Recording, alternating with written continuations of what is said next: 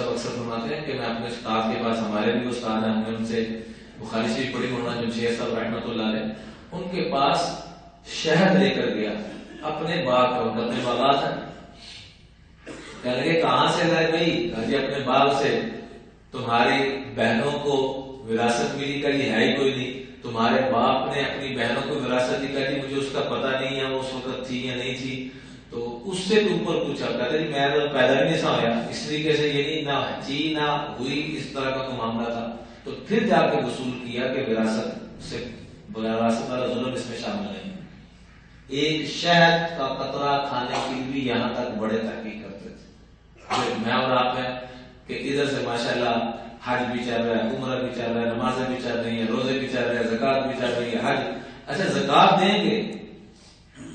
بہنوں کو وراثت نہیں دیں گے،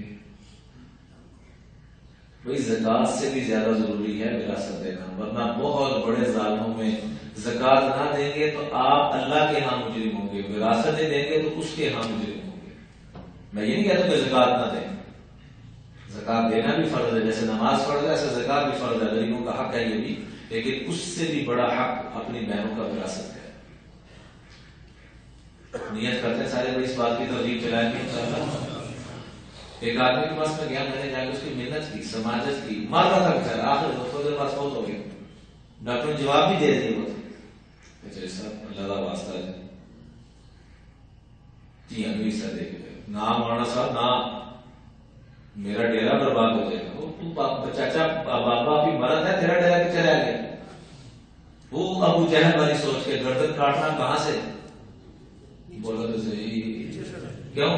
تاکہ پتہ لگے کہ وڈیرا کو شیرا لگے، انا للہ